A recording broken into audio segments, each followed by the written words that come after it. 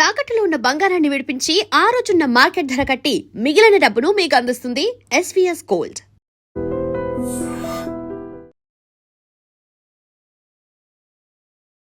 ఆవిడ స్మైల్ కోసం చచ్చిపోయే అభిమానులు ఉన్నారు. మీ స్మైల్ కోసం చచ్చిపోయే వాళ్ళు నిజంగా కాన్స్టాంట్ గా స్మైల్ అనే ఒక కమెంట్ నా సెక్షన్ ప్రతిసారి ఉంటుంది. అందరూ యుఎస్ నుండి రిటర్న్ వచ్చేస్తున్నారు మోస్ట్ ఆఫ్ ది ఇండియన్స్ అనే ఒక కామెంట్ అయితే వింటూ ఉన్నాం కదా. కరెక్టే, కానీ ఒక్కొక్కరికి ఒక్కొక్క పర్సనల్ స్టోరీ ఉంటుంది, కానీ నాది ఒక పర్సనల్ స్టోరీ. సో స్టోరీ మాకు షేర్ చేసుకోలేరా? వాట్ హ్యాపెండ్ ఇస్, నాకు జనరల్గా మైగ్రేన్ అండ్ పీసీఓడి ఇష్యూస్ ఉండే అనమాట. దానివల్ల one fine day severe migraine వచ్చింది. నేను డైరెక్ట్గా డిప్రెషన్ 3rd స్టేజ్లోకి వెళ్ళిపోయాను. Don't judge A book by its cover అన్నట్టు ఫేస్ మీద ఎప్పుడు స్మైల్ పెట్టుకున్నంత మాత్రం వాళ్ళ లైఫ్ అంతా అలా ఉందని కాదు. నేను వెనక సెషన్స్ తీసుకుంటూ మెంటల్ హెల్త్కి ఇదంతా చాలా. ఏంటి నెక్స్ట్ నా ఆలోచన ఎప్పుడైనా వచ్చిందా? 2 months సెమిస్టర్ స్టార్ట్ అయిపోయింది, నేను రిటర్న్ వచ్చేయాల్సి వచ్చింది. ఎమర్జెన్సీ మీద వచ్చేసాను. సోషల్ మీడియాలోకి వచ్చారు అంటే వాళ్ళ ఇష్టం, నెగిటివ్గా అనొచ్చు, పాజిటివ్గా అనొచ్చు, ఏదైనా అనొచ్చు. మనం వాళ్ళ చేతిలో ఒక రైట్ ఇచ్చేసినట్టు. మీరు కరెక్ట్గా ఉన్నారా, కరెక్ట్ ఫిగర్ ఇది అది అని అంటారు. లావు ఉన్నావా, బండదానికి రీల్స్ అవసరమా, ఎగరడం అవసరమా, కామ్గా ఇంట్లో కూర్చోకండి. ఆ రీల్స్ చేసే వాళ్ళు ఎంత సంపాదిస్తున్నారు, వాళ్ళ ఫ్యామిలీకి వాళ్ళు ఎంత పెద్ద బ్యాక్ బోన్ అవుతున్నారు అనేది ఎవరు గుర్తించట్లేదు. అది ఎవరు గుర్తించరు. అంతే ఎగురుతారు, పాటలు పెట్టుకుంటారు, వీళ్ళు చెయ్యరు. కామెంట్స్ అట్లాంటివి చాలా అసలు వన్స్ ఒక అమ్మాయి సోషల్ మీడియాలోకి వచ్చిన తర్వాత హౌ హార్డ్ తెలుసా కొన్ని కమెంట్స్ తీసుకోవడానికి. ఎగ్జాక్ట్లీ కొన్ని పదాలు వాడకూడని పదాలు వాళ్ళకి ఎందుకు వాడాలనిపిస్తుందో అర్థం కాదు.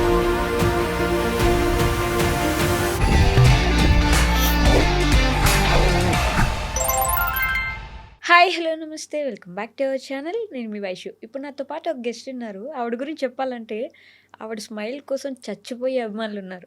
ఆవిడ డాన్స్ అంటే పిచ్చెక్కిపోతారు. ఆవిడని చూడడానికి వెయిట్ చేసే వాళ్ళు లక్షల్లో ఉన్నారంటే ఆశ్చర్యపోవాల్సిన అవసరమే లేదు. మరి యూఎస్ నుండి ఇండియాకి వచ్చారు, ఇండియా నుంచి ఐ డ్రీమ్కి వచ్చారు. ఈరోజు మనతో పాటు ఉన్నారు గౌతమి గారు. గౌతమి గారితో బోల్డ్ అని విషయాలు మాట్లాడేద్దాం. వచ్చేయండి. హలో అండి. హాయ్ వైషు గారు, ఎలా ఉన్నారు? I'm fine, super fine. మీరు ఎలా ఉన్నారు? చాలా బాగున్నాను. థ్యాంక్ యూ సో మచ్ అసలు నన్ను ఇన్వైట్ చేసినందుకు. Really glad. అసలు అబ్బా, మీకు అలాంటి ఫ్యాన్ బేస్ ఉంది కదా. బట్ నిజంగా నేను చెప్పినట్టు మీ స్మైల్ కోసం చచ్చిపోయే వాళ్ళు నిజంగా కాన్స్టాంట్ గా స్మైల్ అనే ఒక కమెంట్ నా సెక్షన్ ప్రతిసారి ఉంటుంది. That's because from my mother నుంచే వచ్చేసింది ఆ స్మైల్ అంతా. అంతేనా? బేసిక్గా ఈ మధ్య కాలంలో ఒక ట్రెండ్ అంటారా, లేకపోతే ట్రంప్ వల్ల అలా జరుగుతుంది అంటారా నాకు తెలియదు, కానీ అందరూ యుఎస్ నుండి రిటర్న్ వచ్చేస్తున్నారు మోస్ట్ ఆఫ్ ది ఇండియన్స్ అనే ఒక కామెంట్ అయితే వింటూ ఉన్నాం కదా. కరెక్టే, కానీ ఒక్కొక్కరికి ఒక్కొక్క పర్సనల్ స్టోరీ ఉంటుంది, కానీ నాది ఒక personal story. So not because of Trump లే, కానీ అది వేరే స్టోరీ అనమాట. అంతేనా? స్టోరీ మాకు షేర్ చేసుకోలేరా? చేయొచ్చు. వాట్ హ్యాపెండ్ ఇస్, నాకు జనరల్గా మైగ్రేన్ అండ్ పీసీఓడి ఇష్యూస్ ఉండే అనమాట. దానివల్ల one fine day severe migraine వచ్చింది. వాళ్ళు ఒక డోసేజ్ అయితే సంథింగ్ ఇచ్చారు ఐవి త్రూ, అది సివియర్ డోసేజ్ అయిపోయింది. దానివల్ల నాకు సివియర్ యాంగ్జైటీ, పానిక్ అటాక్స్ వచ్చాయి. ఎమర్జెన్సీగా నేను ఇండియాకి వచ్చేసాల్సి వచ్చింది. బంజారా హిల్స్లోనే ఆశా హాస్పిటల్ అని చెప్పేసి, ఎర్రగడ్డ తర్వాత the most biggest hospital for mental health అనేసి, అక్కడ నుంచి నేను ట్రీట్మెంట్ తీసుకుంటుంటే ఇప్పుడు కొంచెం సెట్ అయ్యాను అనమాట. నేను డైరెక్ట్గా డిప్రెషన్ 3rd స్టేజ్లోకి వెళ్ళిపోయాను. అసలు మీకు కనిపించే గౌతమిని, అసలు వెనక నడిపించే గౌతమి అసలు ఒకళ్ళు కాదు. అంతేనా? అదే ఏమైనా అంటే don't judge A book by its cover అన్నట్టు ఫేస్ మీద ఎప్పుడు స్మైల్ పెట్టుకున్నంత మాత్రం వాళ్ళ లైఫ్ అంతా అలా ఉందని కాదు. నేను వెనక సెషన్స్ తీసుకుంటూ మెంటల్ హెల్త్కి ఇదంతా చాలా జరుగుతుంది అనమాట స్టఫ్ ఇప్పటికీ స్టిల్. బట్ వై అంటే what is that main reason? మీకు యాంగ్జైటీ కానీ లేదంటే డోసేజ్ ఏదైతే ఉందో దాని రెగ్నాల్ అంటారు బేసికల్లీ మెడికల్లో. దానికి వాళ్ళు యాంటీడాట్ బెనిడ్రిల్ అని ఒకటి ఇవ్వాలి. బేసికల్లీ అది వాళ్ళు ఇవ్వలేదు అనమాట. యూఎస్లో అలర్జిక్ రియాక్షన్స్ అయ్యే ఫార్ములాస్ ఎక్కువ ఉంటాయి. సో దానివల్ల నాకు సివియర్ అలర్జిక్ రియాక్షన్ అయిపోయి ఇలా అయిపోయింది అనమాట. ఓకే, బిఫోర్ ది ఇంటర్వ్యూ నేను అనుకుంటున్నా అసలు అంటే మనం యుఎస్ఆర్ ఇప్పుడు మనకి ఇంటి దగ్గర నుంచి కొంచెం దూరంగా ఉంటేనే మన ఇంట్లో వాళ్ళు ఎలా ఉన్నారు, మనం వాళ్ళకి దూరంగా ఉన్నాం. ఒక సిచ్యువేషన్లో మనకు అసలు బాగాలేదు, మనం బెడ్ మీద నుంచి లేచే సిచ్యువేషన్ కూడా లేదు. అసలు అలాంటి సిచ్యువేషన్లో యుఎస్లో ఆర్ యూకేలో ఉన్నప్పుడు హోమ్ గుర్తొస్తుంది, హోమ్ సిక్ అవుతారు. చాలా కష్టంగా అసలు ఏదైనా ఉంటుంది బాధ అసలు. ఉంటే చెప్పుకోలేరు. ఈ డిప్రెషన్ అనే పదానికి చాలా దగ్గరలో ఉంటారు అనే ఒక ఫీలింగ్ ఉంటుంది. మనం డిప్రెషన్‌ని నార్మలైజ్ చేసాం వైష్ గారు బేసికల్లీ. యెస్. మనకొచ్చేది సాడ్‌నెస్ అంతే. బాధ, సాడ్‌నెస్, మూడ్ ఆఫ్. హ్మ్. డిప్రెషన్ అనేది ఫిజికల్ సింప్టమ్స్ కూడా ఉంటుంది. మీకు అవును. కంటిన్యూయస్ వామిటింగ్స్ అవుతాయి, షివరింగ్ ఉంటుంది, మీకు చాలా గిడ్డినెస్ ఉంటుంది. యాహ్! ఇదంతా డిప్రెషన్. మెంటల్‌గా మీరు స్టేబుల్‌గా ఉండలేరు. మీ చుట్టూ 10 మంది ఉన్నా సరే మీకేదో తెలియని భయం. అవును. మీరు దాన్ని కంట్రోల్ చేసుకోలేరు. సివియర్ యాంగ్జైటీ వస్తుంది, పానిక్ అటాక్స్ వస్తాయి. హ్మ్. దాన్ని మనం డిప్రెషన్ అనకుండా మనం మూడ్ ఆఫ్ అలా అనుకోవాలి. యాహ్! మనం దాన్ని నార్మలైజ్ చేసేసి డిప్రెషన్ వచ్చేసిందిరా నాకు డిప్రెషన్ అయిపోతుందిరా, నేను డిప్రెషన్‌లోకి వెళ్ళిపోతున్నాను రా అని ఇచ్చేసేసాం గానీ, వన్స్ నాకు అది వచ్చేంత వరకు తెలియలేదు. తెలియలేదు. యూఎస్‌లో ఉంటారు అందరూ స్లైట్ డిప్రెషన్‌కెళ్ళే ఛాన్సెస్ ఉండుంటాయి. మేబీ బాగా హోమ్ సిక్ అయ్యే వాళ్ళకి. యాహ్! యాహ్! కానీ బేసికల్లీ డిప్రెషన్ కాదది. యాహ్! జస్ట్ మూడ్ ఆఫ్ లేకపోతే సాడ్‌నెస్ అంతే. బట్ ఈ హోమ్ సిక్. పానిక్ అటాక్స్ అనేది చాలా డిఫరెంట్ కదా! హ్మ్. Have you ever faced that? అంటే అవ్వట్లేదు, ఇంకా నిలబడలేరు, చెప్పలేరు, తిరుగుతుంది, చెప్పలేము. అర్థం అసలు కావట్లేదు. చాలా ఇబ్బందిగా ఉంటది. నేను వినేదాన్ని, అమ్మో! వాళ్ళకి పానిక్ అటాక్స్ వచ్చాయంట, యాంగ్జైటీ అటాక్స్ వచ్చాయంట. మనకొచ్చేదాకా తెలీదు అది ఎలా ఉంటదో. నాకసలు ఒక 3 డేస్ పట్టింది అది యాంగ్జైటీ అటాక్ అంటారు దాన్ని అని అర్థం చేసుకోవడానికి. నేను మళ్ళీ యూఎస్‌లో రిటర్న్ ఎమర్జెన్సీకెళ్ళి అడ్మిట్ అయినప్పుడు వాళ్ళు కనిపెట్టారు ఇది. లేదు ఇది సివియర్ యాంగ్జైటీ పానిక్ అటాక్స్‌లా వస్తుంది తనకి. కంటిన్యూయస్ వామిటింగ్స్ గానీ, నాకు షివరింగ్, భయం అనే ఫీలింగ్. ఎవరో వచ్చి మనల్ని చంపేస్తారని ఫూలిష్ ఫీలింగ్. ఓకే. మనకది భయంగా ఉంటుంది. కానీ అవతల వాళ్ళకి చాలా ఫూలిష్‌గా ఉంటుంది. విన్నాను. అది సఫర్ అయ్యే వాళ్ళకే తెలుస్తుంది. తెలుస్తుంటది ట్రూ, అదంతా. Very true. కానీ దాన్ని ఎప్పుడు నేను బయటికి తీసుకురావాలని అనుకోలేదు. ఇప్పటిదాకా ఎవరికీ తెలీదు నా ఫాలోవర్స్‌కి గూడా. ఓన్లీ నా ఫ్యామిలీ మెంబర్స్‌కి, ఇంకా నా ఫ్రెండ్స్‌కి, క్లోజ్ ఫ్రెండ్స్ సర్కిల్‌కి. ఓకే. సో యూఎస్‌లో మెడికల్ గురించి మాట్లాడుతున్నాం కాబట్టి అక్కడ సిస్టమ్ ఎలా ఉంటుంది? అంటే మనకి హెల్త్ బాలేదు. ఇప్పుడు మనకంటే బాలేదు, నెక్స్ట్ మినిట్ అపాయింట్మెంట్ తీసుకొని వెళ్ళిపోవాలి. వెళ్ళిపోతాం. యూఎస్‌లో చాలా కష్టం మహేష్ గారు. చాలా అంటే చాలా కష్టం. మీరు అపాయింట్మెంట్ తీసుకోవాలంటే ఎప్పటి నుంచో ప్లాన్ చేసుకోవాలి. ఎమర్జెన్సీకెళ్లారా లక్షలు లక్షలు అయిపోతాయి. బా! మీరు ఇన్సూరెన్స్ పే చేసుకున్నా సరే క్లెయిమ్ చేసుకోవచ్చు. కానీ ఎమర్జెన్సీకి వెళ్ళారంటే అయిపోయినట్టే. మీరు ఏమున్నా సరే, మీకు జస్ట్ కోల్డ్ ఫీవర్ ఉన్నా సరే మీరు ఖచ్చితంగా ఎమర్జెన్సీకి వెళ్ళాలి. ఓకే. మీరు ఇట్లా అపాయింట్మెంట్స్ తీసుకోవాలంటే మినిమం మనకు ఒక 2-3 మంత్స్ తర్వాత అపాయింట్మెంట్స్ దొరుకుతాయి. 2-3 మంత్స్ మంత్స్ తర్వాత అంటే దొరుకుతాయి. ఎందుకు ప్రతి ఒక్కరు అక్కడ ఏదో ఒక బాలేకుండా అక్కడ ఉంటారు? మెడికల్ నాకు అదే అర్థం కాదు. మెడికల్ తక్కువ ఉండడం వల్లనో లేకపోతే ఏంటో కానీ జనరల్‌గా డెంటల్ అపాయింట్మెంట్స్ అయితే చాలా కష్టం. బేసికల్లీ యూఎస్‌లో, యూకేలో ఉండే ప్రతి ఒక్కరికి తెలిసే విషయము. డెంటల్ అపాయింట్మెంట్ మినిమం 6-7 మంత్స్ పడుతుంది మనకు దొరకడానికి. 6-7 మంత్స్. మంత్సా? మీకు జస్ట్ టూత్ పెయిన్ వస్తుందంటే మీరు ఎమర్జెన్సీకి వెళ్ళాలి. ఎమర్జెన్సీకి వెళ్తే లక్షల్లో అయిపోతుంది. బట్ అంటే అంత డెవలప్డ్ కంట్రీ అయినప్పుడు ఇది మెడికల్ కూడా పరంగా వాళ్ళు ఎందుకు అలా ఉంటారో బ్యాక్‌లో నాకు అర్థం కాదు. మన ఇండియాలో చూసుకుంటే వీధికి ఒక హాస్పిటల్ ఉంటుంది. మీరు చిటికేస్తే వెళ్ళిపోవచ్చు. నిజం. ట్రూ. మీకు వెంటనే ఏదో ఒక ఏదొచ్చినా సరే వెళ్ళిపోతాం అంతే. అది దొరికేస్తది మీకు. అక్కడ చాలా కష్టం. ప్రతిదీ ఎమర్జెన్సీ త్రూనే వెళ్ళాలి. నాకు కూడా అలానే అయింది. నేను 3 టైమ్స్ ఎమర్జెన్సీకి వెళ్ళాల్సి వచ్చింది. వాళ్ళు చాలా బిల్ వేసేసారు. బట్ ఫైనల్లీ వాళ్ళది మిస్టేక్ కాబట్టి మేము తిరిగి క్లెయిమ్ చేసుకోగలిగాము మనీ అంతా. ఓకే. సో, ఇది వాళ్ళ వచ్చేసాం. మిస్టేక్ అని వాళ్ళు వాళ్ళు యాక్సెప్ట్ యాక్సెప్ట్ చేశారు. ఓకే. సో ఈ ట్రంప్ గురించి మేము ఏదైతే వింటున్నామో ఇక్కడుండి అదంతా ట్రూనా? అంటే మరి అంత ఇబ్బంది పెట్టేస్తున్నారు అక్కడ? ఆయన అడ్మినిస్ట్రేషన్ ఎలా ఉంటుందంటే కింగ్ అడ్మినిస్ట్రేషన్‌లా ఉంటుంది. నేను ఒత్తి పెట్టి చెప్పాలి, ఓకే. నేను చూపించాలి నాది అన్నట్టు. దానివల్ల ఎవరు సఫర్ అవుతున్నారు? అనవసరంగా స్టూడెంట్స్ సఫర్ అవుతున్నారు. అక్కడ సిటిజన్స్ సఫర్ అవుతున్నారు. అందులో మేము కూడా సఫర్ అవుతున్నాము. అనవసరంగా టాక్సెస్ వేస్తాడు, యాహ్! ఇదంతా టారిఫ్స్ అని చేస్తాడు. చెప్పేసి. అది ఇది చాలా పూటకొక రూల్ తీసుకొచ్చేసి పెట్టేస్తాడు. ఇప్పుడే ఓపీటీ అట్లా అంటాడు, నెక్స్ట్ సెకండ్ మళ్ళీ ఇట్లా అంటాడు. చాలా కష్టం. ఎలా ఉంటున్నారో అందరూ కానీ ఫైనల్ నేను సమ్‌హౌ బయటపడిపోయాను. ఓకే. అంటే పూర్తిగా వచ్చేయడానికి వచ్చేసాను. కారణం ఇదేనా? బేసికల్లీ మాస్టర్స్ తర్వాత అందరిలానే నేను కూడా జాబ్ చేద్దాం అన్నట్టే అనుకున్నాను. పేరెంట్స్‌కి కూడా అదే ఇంట్రెస్ట్ ఉండింది. కానీ ఏదైతే ఇది చెప్పానో అక్కడ హెల్త్ సపోర్ట్ చేయట్లేదనమాట. నేను వచ్చి ఇక్కడ 2 మంత్స్ ట్రీట్మెంట్ తీసుకున్న తర్వాత మళ్ళీ నేను వెళ్ళాను. ఓకే. వెళ్ళి గ్రాడ్ వాక్ చేశాను. 1 మంత్ ట్రై చేశాను. లేదు, సపోర్ట్ చేయట్లేదనమాట. ఆ వెదర్ కానీ ఇంకా అక్కడ ఎలోన్‌గా ఉండడం వల్ల నాకు ఇంకా థాట్స్ ఎక్కువ పెరగడం అదంతా. అంటే లేదు, ఖచ్చితంగా బ్యాక్ వచ్చేయడమే బెటర్ అన్న ఆప్షన్ ఇంకా డిసిషన్ తీసుకొని వచ్చేసాం. బట్ అంత ఈజీ అయిందా? అంత ఈజీ డిసిషన్ కాదు. చాలా సఫర్ అయ్యాము. పేరెంట్స్‌కి కూడా చాలా హోప్స్ ఉంటాయి కదా అక్కడి దాకా యాహ్! పంపించినప్పుడు. మనం వెళ్ళేటప్పుడే చాలా ఖర్చు పెట్టి ఎక్కడెక్కడో అప్పులు తీసుకొని ఇంకా రిలేటివ్స్‌కి ఇది మంచి ఛాన్స్ అన్నమాట. వచ్చేసింది వెనక్కి. పెద్ద వెళ్ళింది ఏదో చేద్దామని వచ్చేసింది వెనక్కి అని చెప్పి. కానీ ఎండ్ ఆఫ్ ది డే ఇప్పుడు మన హెల్త్ చూసుకోవాలి. మన హెల్త్‌కి ఇంపార్టెన్స్ ఇవ్వాలి. సో పేరెంట్స్ ఆఫ్ కోర్స్ నా డిసిషన్‌కే ఓకే అన్నట్టు వాళ్ళు హ్యాపీగానే రిసీవ్ చేసుకున్నారు. బట్ వెళ్ళేటప్పుడు ఎలా ఉన్నింది? అంటే in the first way roller coaster అదైతే. ఆ ఫీలింగ్స్ అసలు చాలా హెక్టిక్‌గా అయిపోయిందనమాట నా వీసా ప్రాసెస్. 10 డేస్‌లో కాలేజ్ రీఓపెనింగ్ ఉంది అని అంటే నా వీసా అప్పుడు యాక్సెప్ట్ అయింది. 10 డేస్‌లో నేను ఫాస్ట్‌గా షాపింగ్ చేసేసి అంత హడావిడిగా వెళ్ళిపోవాల్సి వచ్చింది. చాలా అడ్జస్ట్ అవ్వగలిగారా? అవ్వగలుగుతాము. ఇండిపెండెంట్‌గా అవుతాం చాలా. యూఎస్ ఏదైనా నేర్పించింది అంటే ఒక ఇండిపెండెంట్ వుమన్‌ని తయారు చేసింది నన్ను. ఇండిపెండెంట్‌గా కార్ డ్రైవింగ్ గానీ ఎవ్రీ సింగిల్ థింగ్ నేను చేసుకోగలుగుతాను అని. ఎంత ప్యాంపర్డ్‌గా పెరిగానో అక్కడ అంత ఇండిపెండెంట్‌గా ఉండగలిగాను. అదే కదా! ఏమైనా మీరే చేసుకోవాలి. అంతే. ఇంకొకళ్ళు ఉండరు. బట్ యూఎస్, యూకేలో ఉండే వాళ్ళకి ఈ ఫ్రెండ్‌షిప్ వాల్యూ కూడా తెలిసొస్తది అంటారు. ఎందుకంటే మన వాళ్ళు ఉండరు. మన పేరెంట్స్ ఫ్యామిలీ ఉండరు. ఇంకా అక్కడ ఏమున్నా అదే ఫ్రెండ్సే. ఫ్యామిలీ. మనమే కలిసి ఉంటాం నలుగురు, ఐదుగురం. అక్కడే అదే ఫ్యామిలీ. వాళ్ళతోనే ఫెస్టివల్స్ చేసుకుంటాము. అన్ని సాడ్‌నెస్ కానీ ఏదైనా సరే అదే ఫ్యామిలీ. కొన్ని రోజులు బావుంటది. కొన్నిసార్లు పడదు. కొంతమందితో అడ్జస్ట్ అవ్వలేము. నాకు దొరికిన వాళ్ళు మాత్రం చాలా బాగా దొరికారు. వాళ్ళు చాలా బాగా రిసీవ్ చేసుకున్నారు.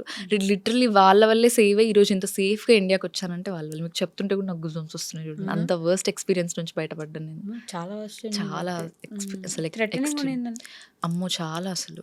ఇంకా మా పేరెంట్స్ అసలు తట్టుకోలేకపోయారు ఆ భయంని. అసలు ఎవ్వరికీ తెలీదు ఇది. ఇప్పటిదాకా చెప్పను కూడా చెప్పలేదు ఎవరికీ. ఓకే. మేమే 6 మంత్స్ నుంచి నేను మెడికేషన్ తీసుకుంటూనే ఉంటున్నాను. నా మోస్ట్ సేవియర్ వారియర్ అంటే మా చెల్లి. జనరల్‌గా మనం చెల్లికి అక్క ఉంటారు కదా! అవును. నాకు మా చెల్లి అనమాట.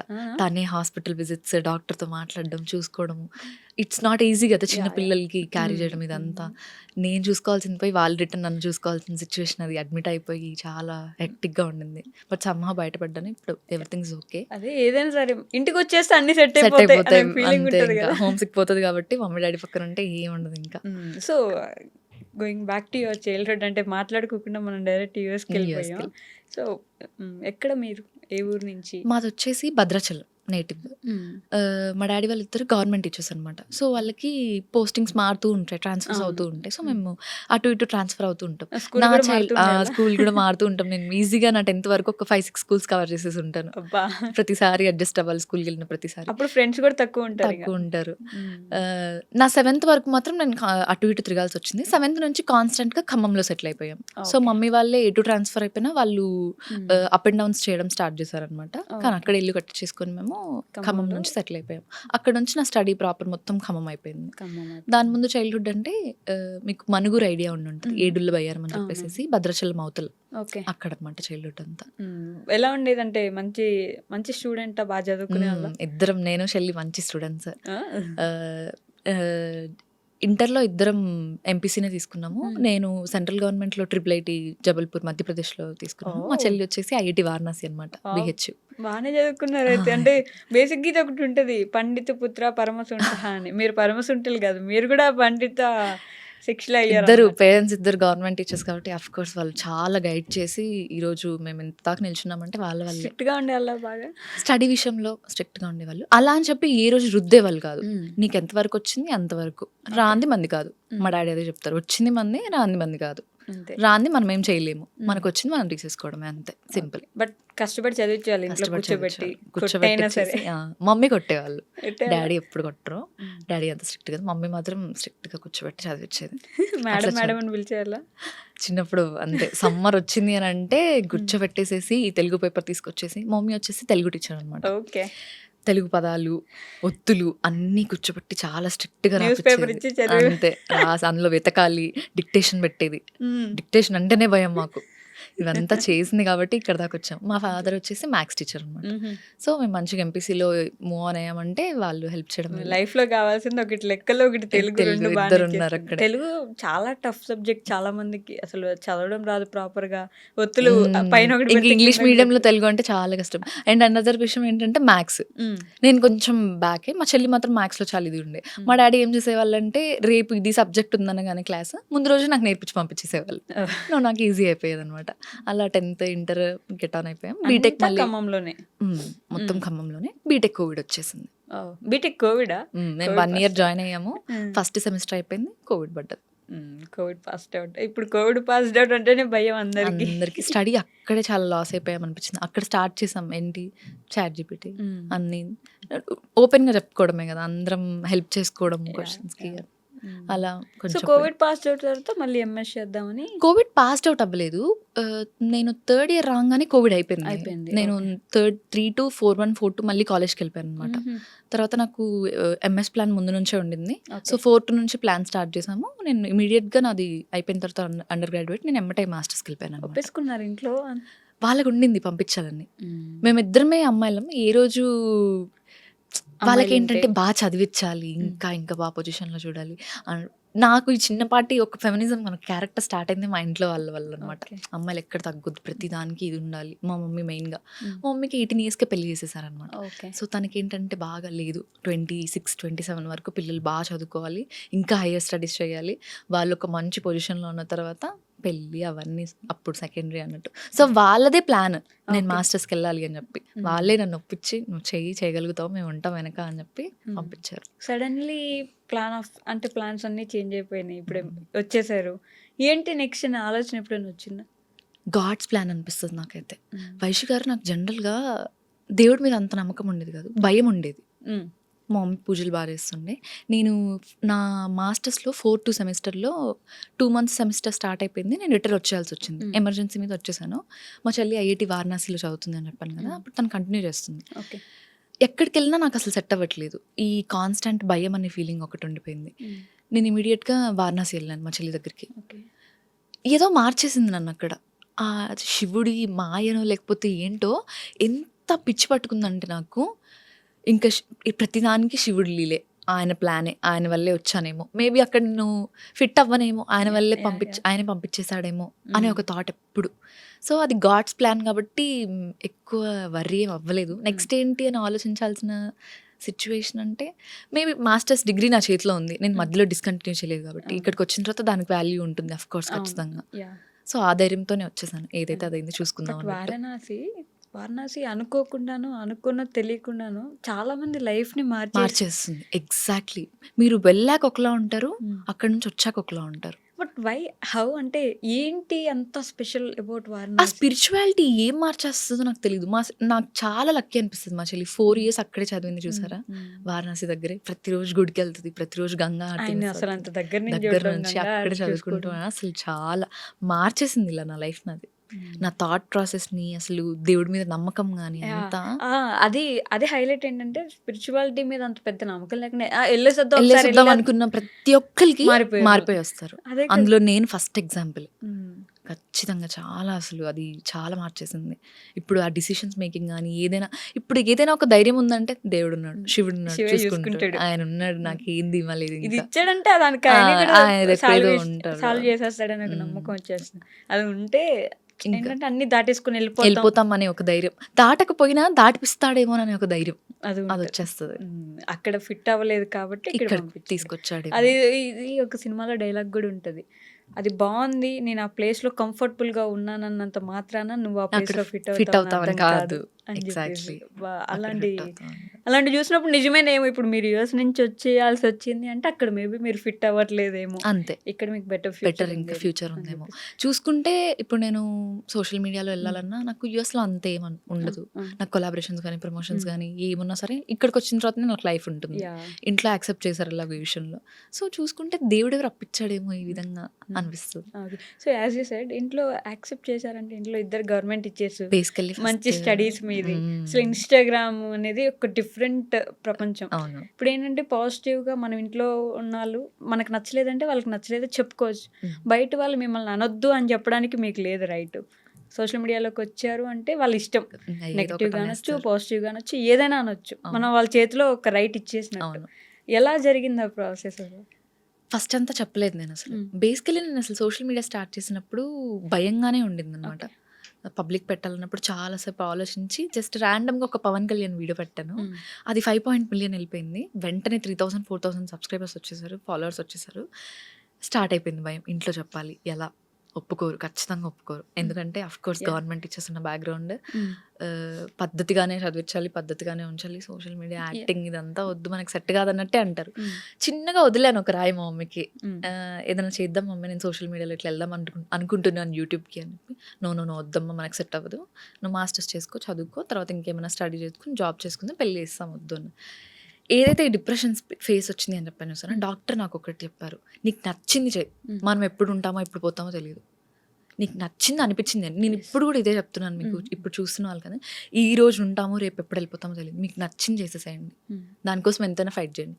నేను ఇంకా చెప్పేసాను డైరెక్ట్గా, నాకు ఇట్లా ఒకటి ఉంది, నాకు 50K ఫాలోవర్స్ ఉన్నారు, ఇన్ని మిలియన్ వీడియోస్ ఉన్నాయి, నా కంటెంట్ ఇలాంటిది, నేను ఏ రోజు వల్గర్ కంటెంట్ పెట్టను, ఏం లేదు, నీట్ అండ్ క్లీన్గా ఉంటుంది, మీరు ఓకే అంటే నేను కంటిన్యూ చేసుకుంటాను, సో దట్ అందులో అన్న కొంచెం బిజీగా పడితే దీంట్లోంచి బయటపడగలుగుతాను అని చెప్పేసి. ఓకే.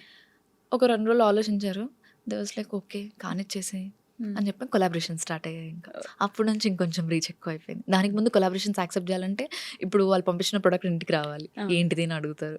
సో దానికోసం నేను చాలా కొలాబరేషన్స్ ఆపేసేదాన్ని అనమాట. ఓకే. తర్వాత మెల్లగా ఓకే అయిన తర్వాత ఎవ్రీథింగ్స్ గుడ్ ఒప్పుకున్నారు అనమాట. బట్ నచ్చింది చేయడం, నలుగురిని పట్టించుకోకపోవడం అనేది ఇట్స్ నాట్ దట్ ఈజీ. చాలా పెద్ద విషయం. ఎందుకంటే మనకంటే ఆ నలుగురు ఏమనుకుంటారు, ఆ నలుగురు మైండ్లో ఏం వెళ్తుంది, మనం ఆ నలుగురు మైండ్లో మన గురించి వాళ్ళ పిక్చర్ ఏంటి అనే దాని గురించి ఆలోచిస్తూ ఉంటారు.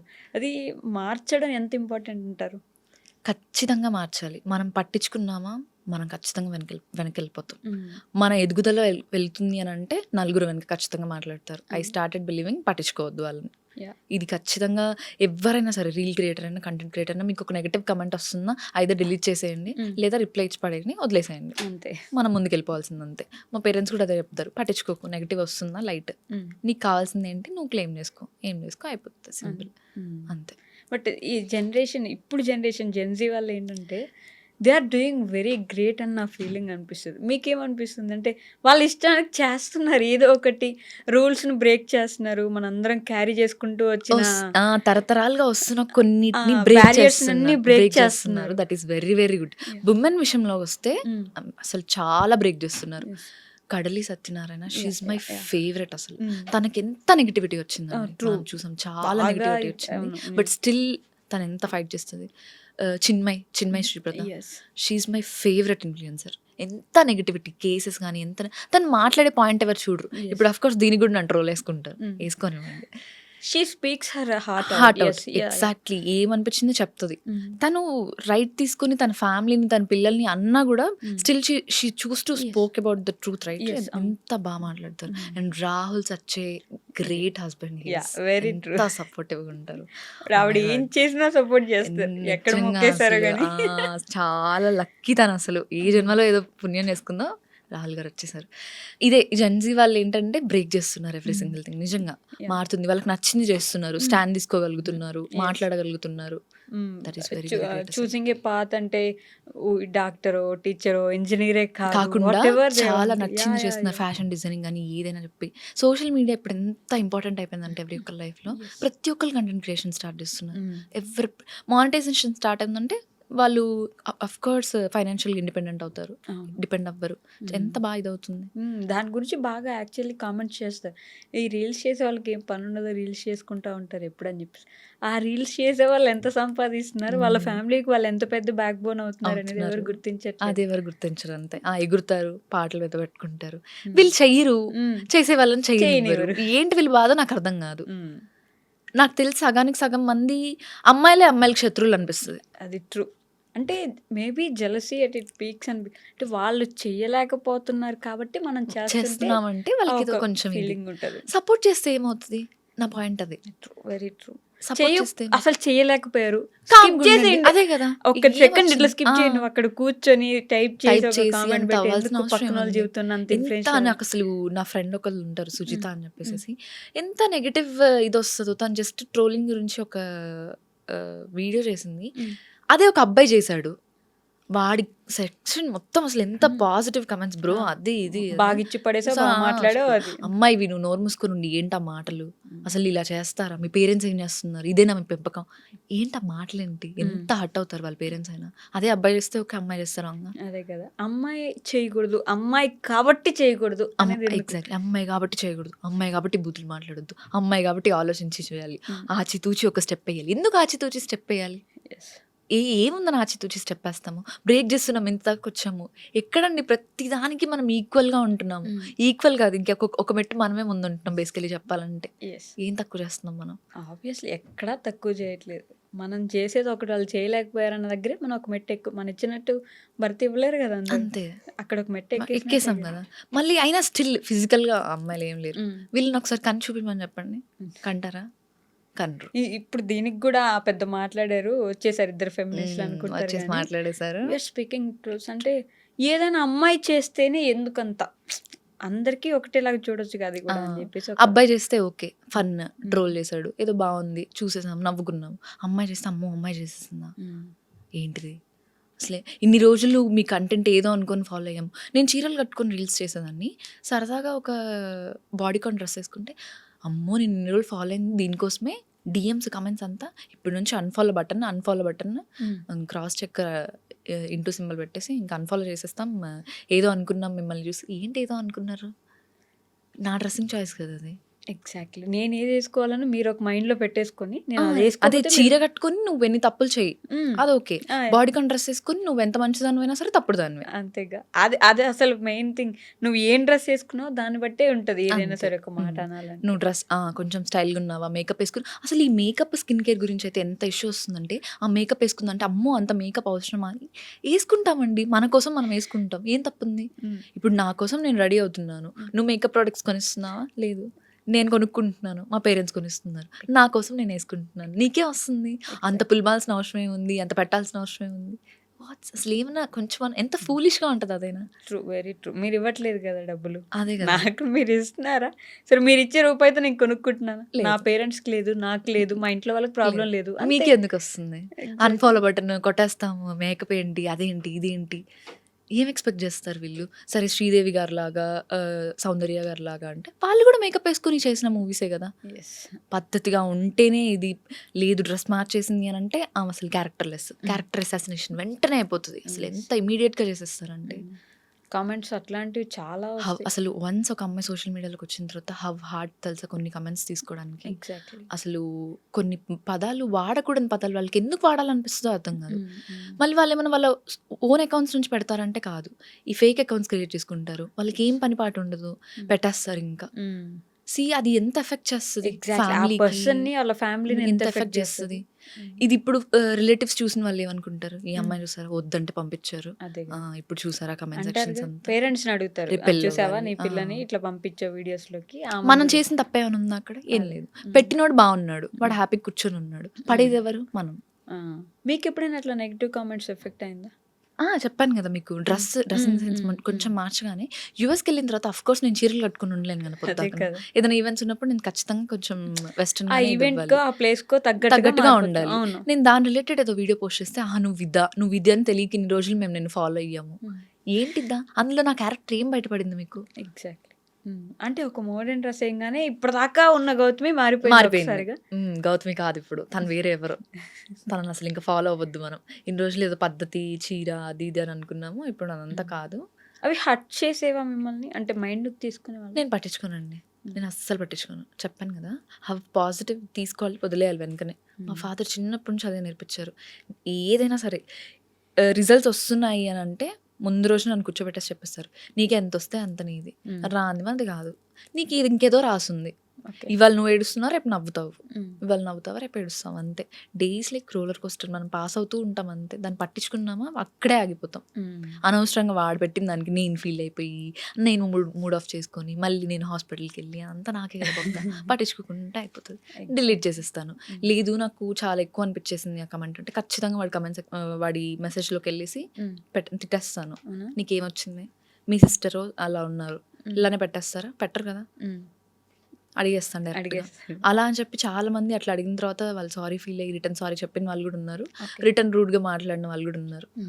Black and report. అంతే. అంతకు మించి ఏం చేయాలి? సోషల్ మీడియాలో ఉంటే అంతే. ఇంకా ఫేస్ చేయాలి. తప్పదు కొన్నిసార్లు. సర్లేండి వాళ్ళ గురించి వదిలేద్దాం. బట్ స్టిల్ ఎప్పుడైనా ఒకసారి అంటే గోయింగ్ బ్యాక్ ఒకసారి వెనక్కి తిరిగి చూసుకుంటే ఎందుకు స్టార్ట్ చేశాను నేను, వీళ్ళతో నాకేం అవసరం, వీళ్ళు నన్ను మాటలు ఎందుకు అనాలి, నేను ఎందుకు పడాలి, ఇలాంటి ఆలోచన ఎప్పుడు రాలేదు? అలా ఎప్పుడు రాలేదు. బేసికలీ నాకు ఎడిటింగ్ అంటే బాగా ఇంట్రెస్ట్ ఉండేది. ఓకే. నేను నా బీటెక్లోకి ఎంటర్ అవ్వగానే షటర్ బాక్స్ అనే క్లబ్ ఉండేది అనమాట, ఫోటోగ్రఫీది. సో నేను ఫోటోగ్రఫీ క్లబ్లోకి ఎంటర్ అయ్యాను.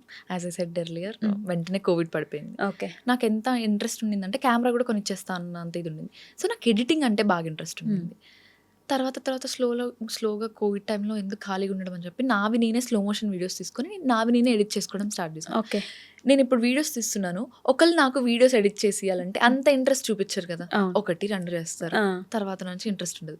మనది మనమే వీడియో తీసుకొని మనది మనమే ఎడిట్ చేసుకుంటే ఎంత ఇది ఉంటుంది. సో ఇప్పటిదాకా స్టిల్ డేట్ ప్రతి వీడియో నాది నేను ఎడిట్ చేసుకుంది అనమాట. ఓ. సో ఆ ఇదిలో మెల్లగా ఎడిటింగ్ నుంచి నేను వీడియోస్ తీసుకొని ఇలా స్టార్ట్ అయ్యి వచ్చింది కాబట్టి వెనక్కి తిరిగి చూసుకుంటే ఏ రోజు ఏం అనిపించలేదు. వర్తే నాది నేనే చేసుకుంటున్నాను కాబట్టి ఓకే. ఇష్టంగానే ఉంటుంది. ఇంకా నాకు నేను ఎడిటింగ్ చేసుకున్న తర్వాత అది రీచ్ వెళ్ళి బాగుంది, నాకు మీ స్మైల్ బాగుంటుంది ఇదంతా పక్కన పెడితే మీ ఎడిటింగ్ బాగుంది, ఎడిటింగ్ ఎవరు చేశారు అని ఒక కమెంట్ వస్తుంది సార్, అప్పుడు వస్తుంది ఆ సాటిస్ఫాక్షన్. చాలా పీక్స్ ఉంటుంది అది. నేను ఏమైనా షూట్స్కి వెళ్ళినప్పుడు కూడా ఖచ్చితంగా వాళ్ళ దగ్గర నుంచి రా వీడియోస్ పెట్టించుకొని నేనే ఎడిట్ చేసుకుంటాను. అవునా? ఓకే. నాకే ఇదిగా అనిపిస్తుంది, ఒక ప్లాన్ ఒక ఇది ఉంటుంది ఇలా చేసుకోవాలి అని చెప్పి. మంచి so what is it leading to ఏంటి మూవీస్లోకి యాక్టింగ్లోకి వెళ్దాం అనుకుంటున్నారు? యాజ్ ఆఫ్ నవ్ అయితే ఆ థాట్ ఏం లేదు. ఓకే. ఏమవుతుందో చూడాలి, రేపటి గురించి మనకు తెలీదు. వస్తే అఫ్ కోర్స్ వెళ్ళడానికి వెళ్ళే అవకాశం ఉంది. ఉంది. పేరెంట్స్ కూడా ఓకే అంటారు దానికి ఖచ్చితంగా. ప్యారలల్గా నేను నా జాబ్ ట్రయల్స్ కూడా చేస్తున్నాను. ఎందుకంటే అంత హైయర్ స్టడీస్ చదివించిన తర్వాత నేను వాళ్ళ కోసమన్నా నేను ఖచ్చితంగా జాబ్ చేయాలి. జాబ్ చేయాలనే థాట్ నాకు కూడా ఉంది. ప్యారలల్గా ఇది వదలొద్దు. అందరికీ ఏం చెప్తానంటే నేను కంటెంట్ క్రియేషన్ని ప్రైమరీగా పెట్టుకోకండి, యా. సెకండరీగా పెట్టుకోండి. అంటిల్ అండ్ అన్లెస్ మీరు ఫైనాన్షియల్గా ఇది వచ్చిన Stable తర్వాత ఉన్నారు కొంచెం. అప్పుడు మీరు దాన్ని వదిలేసి దీన్ని ప్రైమరీ చేసుకోవచ్చు. అంటిల్ దెన్ మాత్రం మీ గోల్ని మీ ఏమ్ని రీచ్ అయ్యేంత వరకు దిస్ ఇస్ సెకండరీ. ఖచ్చితంగా దిస్ ఇస్ సెకండరీ. సో నేను ప్రైమరీ దాని మీద ఫోకస్ చేస్తున్నాను. అది జరుగుతుంది లైఫ్లో, కాకపోతే అది చూపించుకోము అంతే మనం. ఓకే. బట్ ఇన్స్టాగ్రామ్లో ఈ మధ్య కాలంలో కొన్ని రీల్స్ చూస్తున్నా. నేను ఇన్స్టా ఇన్ఫ్లుయెన్సర్ అయ్యాక నేను ఎంత సంపాదించాను, పర్ మంత్ నేను ఎంత సంపాదిస్తున్నానని చెప్పేసి ఎలా రాస్తారంటే ఈ 2 months ఏం లేదు, థర్డ్ మంత్ 1 లక్ష, 4th month 2 లక్షలు, అవన్నీ 5th month fake మీరు hooks. చూసుంటారా? ఈ నేను రీల్స్ చూసా. చూసారు కదా? అదంతా వైరల్ అవ్వడానికి అండి. Okay. హుక్స్ అవన్నీ అంతా ఫేక్ హుక్స్. ఎవరికి వస్తున్నాయండి 1 lakh 2 lakhs? ఇన్స్టాగ్రామ్ అసలు ఇప్పటిదాకా ఏ రోజు డైరెక్ట్ మానిటైజేషన్ Direct చేస్తే money పేమెంట్ ఇవ్వదు. లేదు. అవును. మనం కొలాబరేషన్స్ చేసుకుంటాం, ప్రమోషన్స్ చేసుకుంటాం, యాడ్స్ చేసుకుంటాం. అవును. యూట్యూబ్ రెవెన్యూ జనరేట్ అవుతుంది. అది కూడా మీకు చాలా ఎక్కువ వచ్చి మీకు వాచ్ అవర్స్ వచ్చినప్పుడు సంగతి అవన్నీ హుక్స్, ఫేక్ వీడియోస్ అండి. నేను నన్ను అడిగితే నేను ఫేక్ వీడియోనే అంటున్నాను. అంతేనా? అంతే. మీరు అంత సంపాదించలేదంటారా? లక్షలు అంత దాకా వెళ్ళలేదు. నాకు వచ్చిన ప్రమోషన్స్లో ఎండ్ చేసి ఉంటాను ఒక 1 lakh 2 lakhs దాకా మొత్తం అంతా కలిపి. నేను ఎక్కువ లేను కాబట్టి ఇక్కడ. ఒకవేళ ఇండియాలో ఉండుంటే ఇంకా ఫాస్ట్గా గ్రోత్ వచ్చింది, ఇంకా మంచి కొలాబరేషన్స్ వచ్చిండేనేమో. ఇప్పుడు వస్తున్నాయండి మంచిగా. ఒక 2 months నుంచి మళ్ళీ వచ్చి కాన్సన్ట్రేషన్ చేస్తున్నాను కాబట్టి. సో ప్రమోషన్స్ చేయడంలో కూడా చూసింగ్ ఉంటుందా? అన్ని ఏది పడితే అది, ఇప్పుడు Choose జ్యోతిష్యం చేసుకుంటాను. చెప్పమని అడుగుతారు కొంతమంది, ఆ, ఇట్లాంటి చాలా చెప్పండి. వస్తుంటాయి. అవును. యా. వైస్గానే చూస్ చేసుకుంటాను. జ్యోతిష్యం అంటే ఇప్పుడు మనల్ని నమ్మి వెళ్తాడు, వాడు మంచోడు కాదు, బాగా చెప్తారో చెప్పరు. నేను అలా కాకుండా జెన్యూన్ పేజ్, ట్రస్టెడ్, ఒక స్కిన్ కేర్ ప్రోడక్ట్ తీసుకొచ్చిన, ఒక శారీ తీసుకొచ్చిన, ఓకే వన్స్ అది బాగుంది అంటేనే తీసుకొస్తాను. ఎందుకంటే ఇప్పటిదాకా నన్ను నమ్మి 1,00,000 మంది నన్ను ఉన్నారు. జెన్యూన్గా నడుస్తున్న పేజ్. మా మమ్మీ కూడా అదే చెప్తారు, నువ్వు జెన్యూన్గానే ఇది చెయ్యి, బాగాలేదని చెప్పు, బాగుందనే చెప్తాను. సో చూస్ చేసుకునేటప్పుడు మాత్రం 1-2 సార్లు మమ్మీతో డిస్కస్ చేసిన తర్వాతనే ప్రమోషన్ ఓకే చేసుకుంటాను. సో నేను ఈ 2 questions most of the people అందరినీ అడుగుతాను, మీకు కూడా అడుగుతాను. ది మోస్ట్ హ్యాపీయెస్ట్ మూమెంట్ ఏంటి మీ లైఫ్లో ఇప్పటి వరకు? ద మోస్ట్ హ్యాపీయెస్ట్ మూమెంటా? ఇప్పటిదాకా అంత హ్యాపీయెస్ట్ ఫీల్ అయింది ఏం లేదు. పేరెంట్స్ని సాటిస్ఫై చేయడం అంటాను నేను. ఓకే. నాకు వీసా వచ్చినప్పుడు అసలు అందరికీ రిజెక్షన్ అవుతుంది చెప్పాను కదా. 10 daysలో కాలేజ్ రీఓపెన్ ఉంది నాకు. Okay. నాకు అసలు వీసా పోద్దని ఫిక్స్ అయిపోయాము. నాతో పాటు రిలేటివ్స్లో ఉన్న ప్యారలల్గా మా కజిన్స్ ట్రై చేశారు, అందరికీ వీసా పోయింది. ఓకే. వెళ్ళాను, లోపలికి వెళ్ళాను, నాకు ఓకే అయింది. కానీ యాక్టింగ్ చేసుకుంటూ బయటకు వచ్చి ఏడిపిద్దాం అన్నట్టు డల్గా వచ్చాను. ఢిల్లీలో జరిగిందనమాట నాకు వీసా. మా డాడీ మా చెల్లి ఇద్దరు ఉన్నారు, ఫిక్స్ అయిపోయారు పోయింది మాకు వీసా, పోయింది డబ్బులంతా వేస్ట్ అని. ఒక్క సెకండ్ దగ్గరకు వచ్చిన తర్వాత వచ్చింది అని అంటే మా డాడీ కళ్ళలో హ్యాపీనెస్ చూసారా, దట్స్ అసలు ఎంత వెలకట్టినా అది తీసుకురాలేము. వాళ్ళని సాటిస్ఫై చేయడం is the most happiest thing అంటారు నేను. Very true. ఓకే. అలానే the most saddest moment? Saddest moment అంటే మా ఫ్యామిలీ మెంబర్స్కి అందరికి తెలిసే ఉంటుంది. మా మమ్మీకి బేసికల్లీ మా మమ్మీ వాళ్ళు 2 siblings, మా మేన మామయ్య ఉంటారు. మేమిద్దరమే అమ్మాయిలం కాబట్టి మాకు అబ్బాయిలు ఎవరు లేరు. మా మమ్మీకి అబ్బాయి ఉంటే బాగుండే ఫీలింగ్ అనమాట. సో మా మామయ్యకి బాగా పుట్టాడు. వాడిని మా మమ్మీ చిన్నప్పటి నుంచి తీసేసుకుంది అనమాట. ఒక 2 years బ్యాక్ కూడా చనిపోయాడు. That's most saddest part. నా డిప్రెషన్ ఇంత వర్స్ అవ్వడానికి రీజన్ కూడా అదే అనమాట. నేను ఇమీడియట్గా నాకు కాలేజ్ పర్మిషన్ ఇవ్వలేదు. నేను 3rd day 5th day రిచువల్స్కి కూడా లేనమాట. నేను ఇమీడియట్గా యూఎస్ వెళ్ళిపోయాను. అదే ఇంకా ఎక్కువ ఇచ్చేసింది అనుకున్నా. దట్స్ మోస్ట్ సాడెస్ట్ పార్ట్ అని అసలు ఇప్పటికి తలుచుకుంటే చాలా ఇదవుతుంది. చిన్న బాబు 18 ఇయర్స్ ఓకే 18 ఇయర్స్ వాడిని పెంచి పెద్ద చేసి చేతులారా ఇది పోగొట్టుకున్నాము. ఓకే హెల్త్ బాగాలేక వెళ్ళిపోయాడా? సూసైడ్ చేసుకున్నాడు. దట్స్ వేరే స్టోరీ. అసలు వాడు చేసుకోవాలని చేసుకోలేదు, ఇంట్లో ఏదో బెదిరిద్దాము వాడికి హాస్టల్ ఇంట్రెస్ట్ లేదు అని అనుకున్న ఇంట్రెస్ట్ థాట్లో చేసుకున్న చిన్న మిస్టేక్ తీసేసింది. ఈ మధ్య కాలంలో మరీ ఎక్కువ వెంటనే ఏదైనా జరగంగానే సూసైడ్లు చేసుకోవడం. ఈ 2010 తర్వాత బాగున్న చిల్డ్రన్స్ ఎలా ఉన్నారంటే ప్రతిదీ బెదిరించడమే. అంతే అంతే బెదిరించి చేసేసుకోవాలి, తెచ్చేసుకోవాలి. నాకు ఫోన్ కావాలా, నాకు కావాలి, లేదా నేను చచ్చిపోతాను. అసలు అంత ఈజీగా ఎలా చచ్చిపోతారు? అంత ధైర్యం ఎక్కడి నుంచి వస్తుంది చనిపోవడానికి? అసలు అదే కదా, ఎంత ధైర్యం ఉంటే ఒక ఊపిరి ఆగిపోవాలంటే ఎంత ధైర్యం రావాలి కదా. వావ్, చాలా కష్టం. అది కొంచెం కష్టమైపోయింది. జనరేషన్ని భయపెట్టాలి, తల్లిదండ్రులు ఏదైనా కంట్రోల్ ఇప్పుడు ఏదైనా చేయాలంటే చాలా కష్టం. మా జనరేషన్ లో మూసుకొని కూర్చో అంటే కూర్చుంటాము. అంతేగా. చెప్పారు మన కోసమే, మన మంచి కోసమే అని చెప్పి. ఇప్పుడు అలా లేదండి అసలు. పిల్లలు పుట్టినప్పటి నుంచే బెదిరించడం స్టార్ట్ చేశారు. అదొక ప్లస్ పాయింట్ అనుకోవాలా, మైనస్ పాయింట్ అనుకోవాలా? ఒక సైడ్ వాళ్ళు ఎదుర్కొంటున్నారు, వాళ్ళు ఏం కావాలో వాళ్ళకి చేస్తున్నారు. ఇటు సైడ్ మాత్రం ఇదొక నెగటివ్. ఏం చేసేస్తారు అని భయం. ఎంత మంది ఇంటర్ స్టూడెంట్స్ సూసైడ్ చేసుకుంటున్నారు, చాలా మంది. వైషు గారు ఏంటి అంటే సింపుల్ థింగ్, వాళ్ళకి నచ్చలేదు. సరే నచ్చినప్పుడు ఓపెన్ గా చెప్పి ఇంట్లో ఫైట్ చేసి వచ్చేయచ్చు కదా. ఎందుకు లైఫ్ ని తీసేసుకోవడము, దేవుడిచ్చిన లైఫ్ ని? చాలా చాలా మంది సూసైడ్ చేసుకుంటున్నారు. మా తమ్ముడు చనిపోయిన తర్వాత నుంచి నాకు ఇంటర్ స్టూడెంట్స్ని 10th స్టూడెంట్స్ని చూస్తేనే నాకు ఒక ఇది వస్తుంది. మీకు వచ్చినంత వరకు రాయండి, ఏం కాదు, ఏమవుతుంది, పోయిందా మళ్ళీ రాసుకుందాం అంతే. పరువు అది ఇది అని ఆలోచించుకున్నామా, పరువు ప్రాణం పోతుంది కదా ఇక్కడ. ప్రాణం అంత ఈజీ కాదు కదా. True, very true. సో మీకు అలానే ది లైఫ్ చేంజింగ్ మూమెంట్ ఏంటి? లైక్ ఇలా జరిగింది కాబట్టి ఇలా అనే ఒక మూమెంట్ ఏమన్నా? ఈ హెల్త్ వల్లేనండి. దానికి ముందు గౌతమి వేరు, నా మైండ్ సెట్ వేరు. ఓకే. దాని తర్వాత అసలు వేరు. దానికి ముందు చెయ్యాలి, సాధించాలి, ఏదో ఒకటి చెయ్యాలి, గర్ల్స్ పెట్టుకోవాలి, దాన్ని ఏం చేసుకోవాలి, ప్యారలల్గా సోషల్ మీడియా చూసుకోవాలి, ఇంట్లో ఏమనుకుంటారో, రిలేటివ్స్ ఏమనుకుంటారో అంతా ఉండింది. వన్స్ ఇది స్టార్ట్ అయిన తర్వాత నుంచి తొక్క పట్టించుకోవద్దు. ఈ రోజు చూసుకోవాలి అంతే అంతే. అది యాక్చువల్లీ చాలా మంది బుర్రలో అనుకుంటారు కానీ ఎక్కించుకోలేరు. మనం ఈ రోజే ఉన్నాం, రేపు పొద్దున ఉంటామో లేమో. అది ఒక లైఫ్ చేంజింగ్ మూమెంట్ రావాలి, వస్తుంది. ఆ లైఫ్ లో వచ్చేంత వరకు మనం అలానే స్ట్రగుల్ అవుతూ ఉంటాము. వన్స్ అది వచ్చిన తర్వాత ఇంకా అయిపోయింది. అది వచ్చిందంటే ఇంక నెక్స్ట్ డే గురించో, నెక్స్ట్ ఇయర్ గురించో, మన సేవింగ్స్ ఏమి ఉండదు. ఇంకా ఆ రోజు బ్రతికితే అయిపోయింది, ఆ రోజు కన్నట్టు. అలాంటి మూమెంట్ వచ్చినప్పుడు మాత్రం ముందు భయం వేస్తుంది, ఇంకేం ఉండదు మనం ఆలోచించడానికి. నాకైతే వచ్చేసింది ఆ మూమెంట్ లైఫ్ లో. నేను అది చాలా షూర్గా ఉంటాను, వచ్చేసింది. ఇక్కడ నుంచి నా థాట్ ప్రాసెస్ మారిపోయింది అసలు. సో ఆఫ్ కోర్స్ నేను ఏం పట్టించుకోలేదు అంతే. ఎగ్జాక్ట్లీ ఫ్లోలో వెళ్ళిపోవాలి. ఇచ్చే వస్తూ ఉంటాయి ఆప్షన్స్, రాసి పెట్టుందా మనకి వస్తుందండి, రాసలేదా పోతుంది అంతే. ఏం చేయలేము దాన్ని మనం. ఓకే. మీకు ఇన్స్టాగ్రామ్ నుంచి మీ ఫ్యాన్స్ నుంచి ఇప్పటిదాకా వచ్చిన మోస్ట్ బ్యూటిఫుల్ కామెంట్ ఏంటారు? Smile smile smile smile smile continues. అసలు ప్రతి రీల్ లో మినిమం మీరు డాన్స్ చేసినా, ఏం చేసినా, అసలు ఫేస్ జూమ్ ఇన్ రీల్స్ చేసినా, ఏం చేసినా, వ్లాగ్ చేసినా సరే ఖచ్చితంగా నాకు 100 కమెంట్స్ ఉంటే అందులో ఒక 60 కమెంట్స్ స్మైల్ అయి ఉంటుంది. ఖచ్చితంగా స్మైల్ ఉంటుంది. నాదంతా మా మమ్మీ నుంచే. ఇప్పటిదాకా మమ్మీ ఫేస్ రివీల్ చేయలేదు, నేను ఖచ్చితంగా చేస్తాను సూన్. అది చూడగానే అంటారు ఎగ్జాక్ట్ మమ్మీలానే ఉన్నాను నేను అని చెప్పి. స్మైల్ అది అసలు చాలా ఎంత మంది దగ్గర నుంచి విన్నాను నేను. దానికి ముందు సోషల్ మీడియాలోకి రాకముందు కూడా చాలా మంది చెప్పేవాళ్ళు, కళ్ళు ఉంటుంది అమ్మాయి ఫేస్లో. చాలా మంది చెప్పేవాళ్ళు బక్కగా ఉంటావు, ఇంకొంచెం తిను, లావవు, అది ఇదంతా పక్కన పెడితే కొంచెం కళ్ళు ఉంటుంది, స్మైల్ బాగుంటుంది అని అనేవాళ్ళు. కానీ వన్స్ సోషల్ మీడియాలోకి వెళ్ళిన తర్వాత మొత్తం కంటిన్యూస్ కమెంట్ అయితే వచ్చేది. ఇంతకుముందు నిజంగా బక్కగా ఉండడమే ఒక వరం లాగా. ఇంతకు ముందు ఇలియానా లాగా ఉన్నాం, అసలు బక్కగా ఉంటే అమ్మాయి సూపర్ తోపన్. ఈ మధ్య కాలంలో ఏంటో ఎలా మారిపోయిందో ఈజీగా బాడీ షేమింగ్ చేసేస్తారు. అసలు ఎవరికి తెలుసు అసలు వన్స్ ఆలోచించారు వాళ్ళ లైఫ్ లో ఏం జరుగుతుందో. అదే కదా, ఎందుకు చీపురు పుల్లలా ఉన్నావు, లేకపోతే మరీ అయితే లావుగా ఉన్నావు, అంత బండలాగా ఉన్నావు, ఎలా ఉన్నా చేసేస్తారు. ఫస్ట్ థింగ్ మీరు కరెక్ట్ గా ఉన్నారా, కరెక్ట్ ఫిగర్ ఇది అది అని అంటారు. లావు ఉన్నావా, బండదానికి రీల్స్ అవసరమా, ఎగరడం అవసరమా, కామ్గా ఇంట్లో కూర్చోకంటారు. చీపురు పుల్ల కట్టినట్టు ఉంటుంది చీర, ఇలా అనేస్తారు. ఒక మాట ఈజీగా అలా అనేస్తే పక్కన వాళ్ళు ఎలా తీసుకుంటారని ఆలోచించారా? మీకు అది ఎఫెక్ట్ అవ్వదు కదా? అయింది. అన్ని విని విని విని విని విసుగొచ్చేసింది. రిలేటివ్స్ దగ్గర నుంచి, పక్కన వాళ్ళ దగ్గర నుంచి. మన వాళ్ళే అంటారు, ఇంకా మనోళ్ళే మనల్ని కలిసిన ప్రతి ఈవెంట్స్ లో ఎన్ని రోజులు ఇలా ఉంటారు.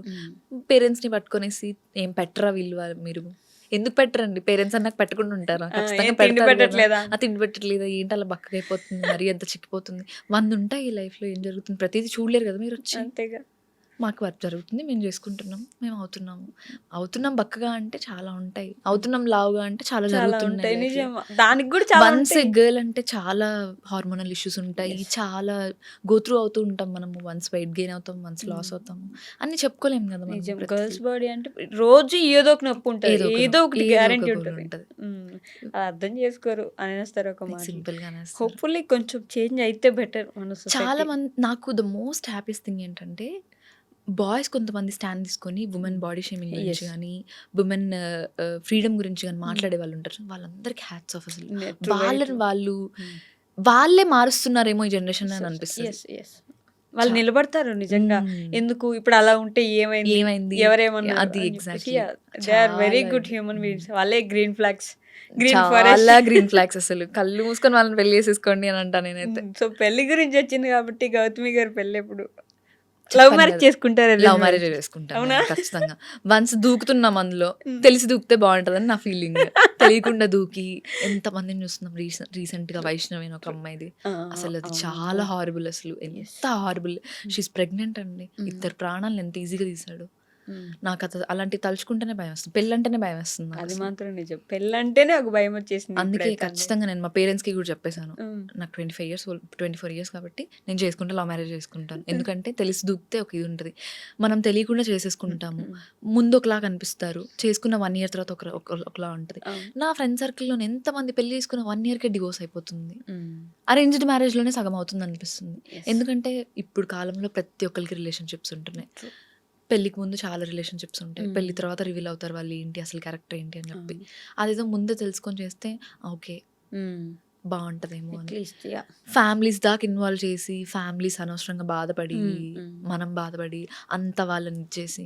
సో, ఖచ్చితంగా లవ్ మ్యారేజే. అండ్ ఖచ్చితంగా 26 ఇయర్స్ దాటాకే చేసుకుంటాను. అవునా?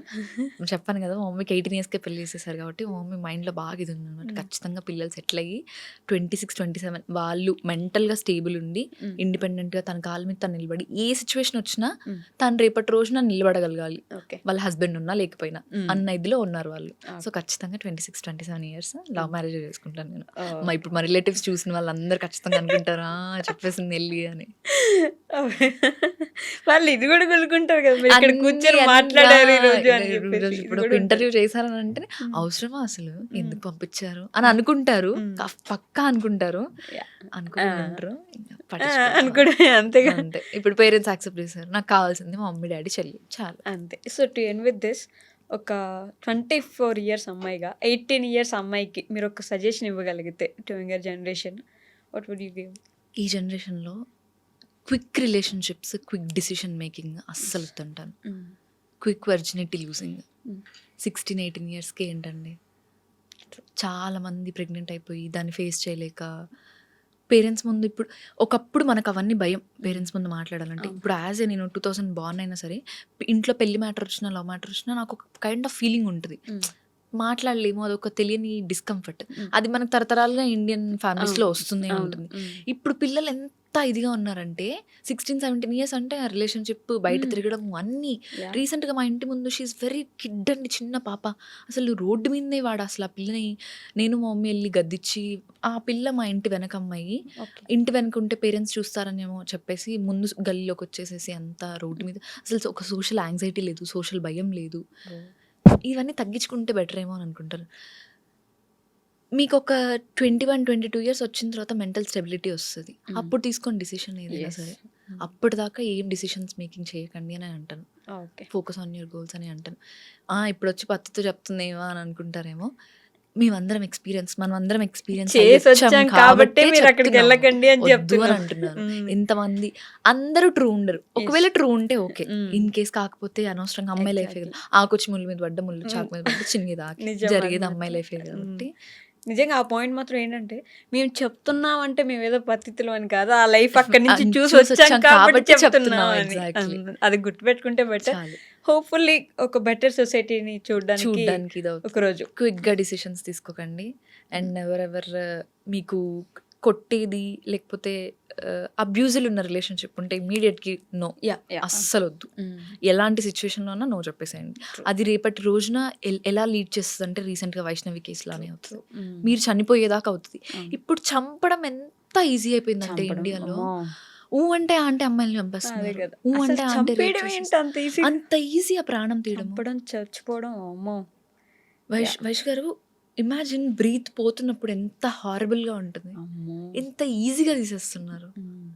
మన ఇండియాలో కారుణ్య మరణం అంటే చనిపోవడానికి పర్మిషన్ ఇవ్వడానికి ఒక్క పర్మిషన్ ఇచ్చింది సుప్రీంకోర్టు. అది కూడా మొన్న ఒక అబ్బాయికి 17 సంవత్సరాలు హీ వాజ్ ఆన్ బెడ్. అవును. ఇంకా అవ్వట్లేదు లేదు అని పేరెంట్స్ అన్నప్పుడు బతిమలాడుకుంటే బతిమలాడితే తీసేశారు. ఒక చావుకి ఎంత వాల్యూ ఇచ్చింది సుప్రీంకోర్టు. మనోళ్ళు అసలు చావడం, అసలు చంపేయడం, నాకు ఒక 2, చచ్చిపోవడం. 3 డేస్ ఆ వైష్ణవిది ఎంత ఇది ఉందంటే ట్రామాటిక్ గా అయిపోయింది కదా. ఎంత అసలు చాలా ట్రామాటిక్. తర్వాత దానికంటే ముందు ఒక చిన్న పాపని రేప్ చేసి ఎదురింట్లోనే డ్రమ్‌లో పెట్టాడు. డ్రమ్ లో పెట్టి అసలు వాళ్ళ పేరెంట్స్‌కి చూసాం ఎంత ఇట్లాంటివి. హార్మ్. ఎన్ని కేసెస్ అండి. అసలు ఆడపిల్లల్ని కనాలంటే భయపడుతున్నారు. నిజం. మారింది అంటున్నారు కానీ ఎక్కడో ఏం ఇంకా మారుతుందో. వెనకబడుతూనే ఉంటాం. ఎక్కడో ఇంకా ఇన్‌సెక్యూరిటీగానే ఉంటాం. ఉమ్. ఎక్కడో ఇంకా స్టిల్ పేరెంట్స్‌కి గుండెల్లో భయం ఉంటూనే ఉంటుంది ఆడపిల్లల విషయంలో. ఇంత ముందుకెళ్తున్నాం. So to end with this అంతే. మరి ఇంత ఏమంటారు బాగా కోపంగా ఆర్ ఒక మంచి ఒక మంచి ఇది నడిచింది కాబట్టి మన మధ్య కొంచెం ఫన్నీయర్గా ఒక సాంగ్ అట్లా ఏమైనా పాడి ఎండ్ చేద్దాం మనం. నాకు అసలు సాంగ్స్‌లో వర్స్ట్ అండి. నాకు అసలు సాంగ్స్ అస్సలు రావు. నేను వాయిస్ ఓవర్ ఇచ్చేటప్పుడు కూడా నాకు బర్రె గొంతు నన్ను నేను తిట్టుకుంటాను. సాంగ్స్ అస్సలు వైష్ గారు అస్సలు అవ్వని పని. అసలు అవని పని అస్సలు. ఫోన్లేండి. ఎవరు మీ ఫేవరెట్ హీరో అసలు ఈ సినిమా నాని. చూస్తారా? నాని గారు. నాని గారు ఇస్ మై ఫేవరెట్. ఎందుకంటే కింద నుంచి వచ్చారు. ఎంత such beauty. Handsome actor. Handsome, yeah. Favourite. నేను యూఎస్‌లో ఉన్నప్పుడు ప్రమోషన్ కని వచ్చారు. నాన్నగారి కోసం నేను ఇలినాయిస్ నుంచి మిస్సౌరీకి వెళ్ళి కలవలేదు. కాకపోతే దూరం నుంచి చూసుకొని వచ్చేసాను. చూసారా దూరం నుంచి? చూసారు. ఈ క్లిప్ పెడతాను నాన్నగారు. ప్లీజ్ మా కమెంట్ సెక్షన్‌లో జస్ట్ హాయ్ అని పెట్టినా మేము హ్యాపీగా ఫీల్ అవుతాం. Yeah please say hi to Gautami గారు, నాని గారు. నేను చెప్తున్నానులేండి ఈసారి ఎప్పుడైనా చెప్పేస్తారు కుదిరితే. ఇంకా. Thank you so much Gautami గారు ఫర్ కమింగ్ హియర్. అంటే ఒక మంచి ఇంటరాక్షన్ అయితే జరిగింది. హోప్ఫుల్లీ మన ఇద్దరికి అనిపిస్తుంది. చూసే వాళ్ళు ఎలా తీసుకుంటారు అనేది అది ఇంకా వాళ్ళ వాళ్ళ depend. అభిప్రాయం. మనం మంచి చెప్పడానికి ట్రై చేస్తాము. ఎస్ పాజిటివిటీ అసలు ఈ డేస్‌లో పాజిటివిటీ అనేది చాలా ఇంపార్టెంట్. ఎస్ ఎంత నెగెటివ్ తీసుకుంటే అది మనకే నష్టం అవుతుంది. అంతే ఎంత పాజిటివ్ తీసుకుంటే అది మనకే మనకి మంచి మేలు అవుతుంది. అవుతుంది అంతే. సో హోప్ఫుల్లీ గుడ్ థింగ్స్ చాలా ఉన్నాయి దీంట్లో. మీరు టేక్ అవేకి చూద్దాం ఎలా తీసుకోబోతున్నారు అనేది. ఏంటి? Thank you so much thank అండి. యూ సో మచ్ వైష్ గారు పిలిచినందుకు.